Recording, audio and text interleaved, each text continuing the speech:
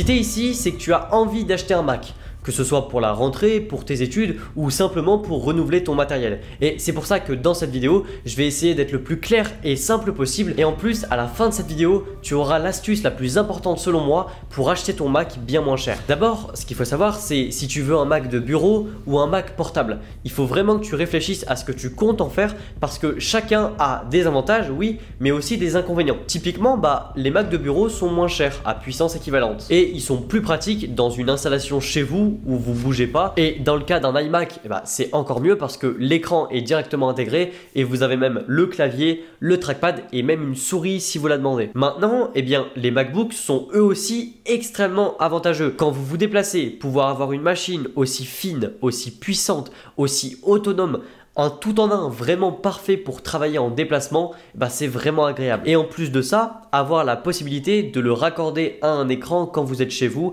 et que vous voulez un écran bien plus grand, être installé quoi. Le Mac Mini M2, c'est la machine ayant le meilleur rapport qualité-prix aujourd'hui dans le monde de l'informatique. J'allais dire chez Apple, mais vraiment c'est presque dans le monde de l'informatique grand public. Avoir une machine aussi puissante à ce prix-là, c'est inédit. La puce M2, elle est vraiment suffisante pour du montage vidéo, du travail dans la communication avec des logiciels comme Premiere Pro, Photoshop, Final Cut, c'est encore mieux évidemment vu que c'est un produit Apple, Pixelmator, à condition d'avoir quand même 16 Go de RAM et 512 de stockage au minimum. Après, privilégiez toujours plus de RAM que le stockage et vous rajoutez des SSD comme vous le déplacez pas, c'est pas très dérangeant. La config que vous allez acheter, c'est celle que vous garderez 5-10 ans après. Donc faites le bon choix dès le début. Et avec ce Mac Mini, Apple a décidé, je trouve que c'est un très bon choix, de sortir une version M2 Pro. Et globalement, cette puce, elle est bien plus adaptée à tout ce qui touche au graphisme. C'est vraiment le GPU qui est plus puissant avec plus de cœur. Donc si vous pensez que vous allez faire de la 3D,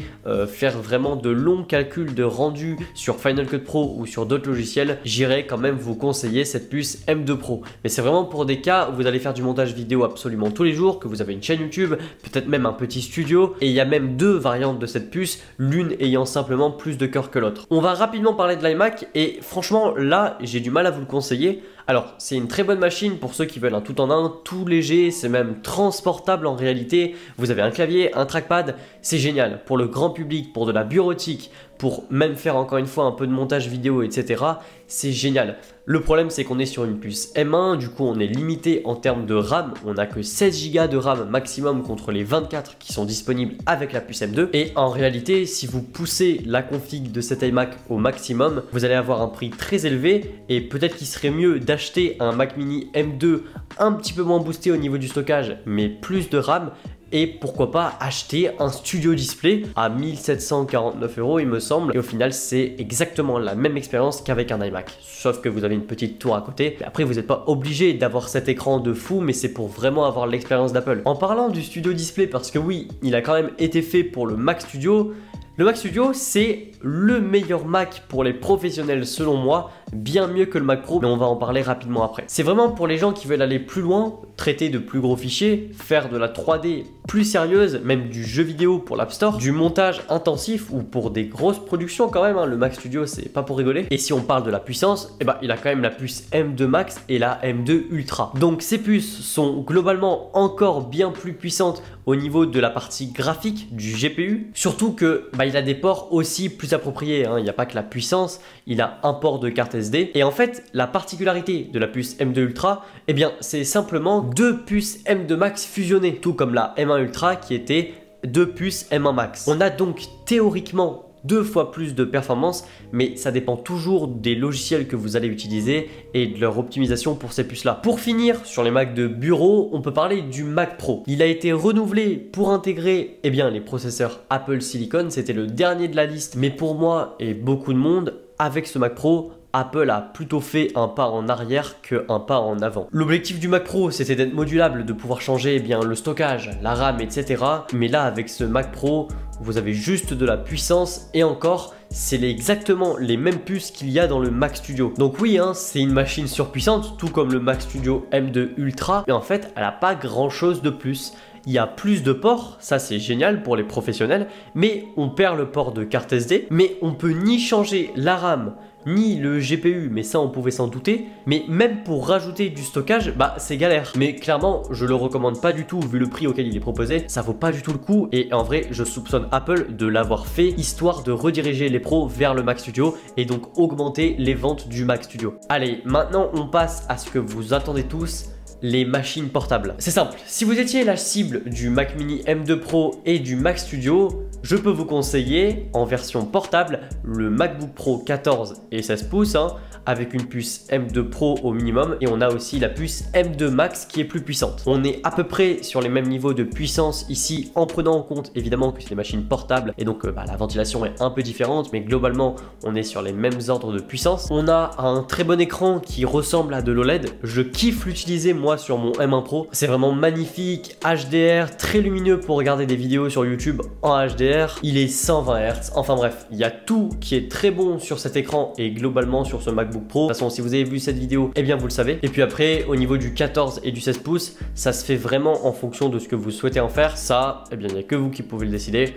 Allez voir en Apple Store, allez tester pour voir ce qui vous convient le plus. Et au niveau des configurations des puces, eh bien c'est respectivement les mêmes que le Mac Mini M2 Pro et le Mac Studio M2 Max. Le MacBook Pro M2, c'est vraiment un entre-deux bizarre entre une machine un peu pour tout le monde, donc le MacBook Air, et une machine bien plus professionnelle, donc les MacBook Pro 14 et 16 pouces. Mais en fait, ce qui me fait dire aujourd'hui qu'il n'a pas sa place ici, c'est bien évidemment son design qui commence à dater. On n'a pas de port de carte SD pour une machine professionnelle, mais en fait, le seul intérêt qu'il a par rapport à un MacBook Air par exemple, eh bien, c'est simplement qu'il a des ventilateurs, mais une simple puce M2. Ils auraient pu le sortir en version M2 Pro, une version M2 Pro un peu plus bridée, parce que sur le Mac Mini, on a une version M2 Pro et c'est pas une machine pro pour autant. Alors là, sur un MacBook Pro, avoir une puce M2 et pas M2 Pro, c'est quand même bizarre. Donc ouais, c'est bien, on a des ventilateurs, donc du coup, l'été, vous n'avez pas de problème de performance parce qu'il ferait trop chaud dans la pièce ou dehors lorsque vous travaillez. Mais c'est vraiment un Mac de niche qui vise uniquement les personnes qui s'en foutent entre guillemets du design de leur ordinateur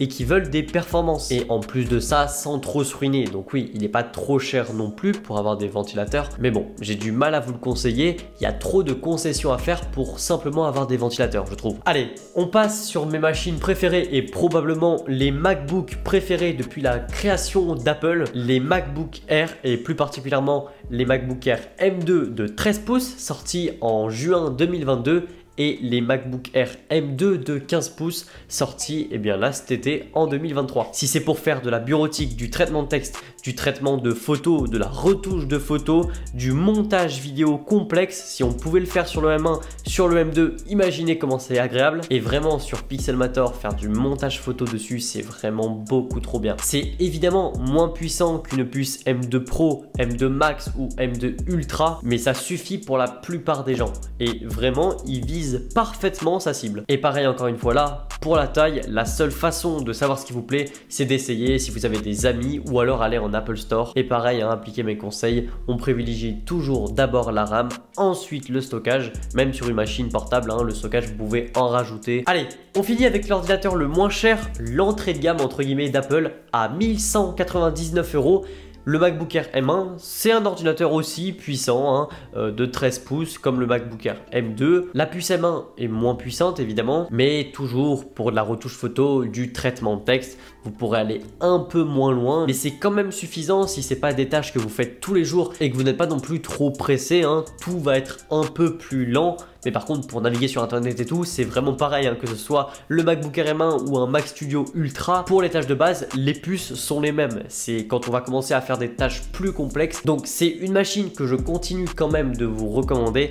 Et c'est là que je voulais vous parler de mon astuce pour avoir des Macs moins chers. Le Apple Refurb, j'en parle tout le temps. C'est le reconditionné d'Apple. Les produits reconditionnés par Apple, ils sont remis à neuf. Et la différence, c'est que ce soit fait par Apple, par la marque en elle-même, avec du coup bien plus de soin. Vous avez une boîte qui est différente de la boîte neuve, mais ça reste quand même un produit qui n'a pas été touché par des gens ou alors très peu. J'ai toujours acheté mes produits Apple comme ça, en tout cas ce que je pouvais, mon iPad Pro, mon MacBook Pro de 14 pouces, même dans ma famille. Ça permet de faire des économies. Par exemple, le MacBook Air M2 qui coûtait 1300 € à peu près, on peut le trouver à 1100 €, donc 200 € de moins pour la config de base. C'est toujours des petites économies et ce qui vous permet de payer le prix d'un Mac neuf d'entrée de gamme, mais avec une config un peu plus poussée parce que en fait c'est moins cher. Faites-y un tour, et pas que pour les Macs, hein, il y a aussi des Apple TV, enfin bref, un petit conseil que je vous donne comme ça, c'est super important. J'espère que cette vidéo vous a plu, partagez la vidéo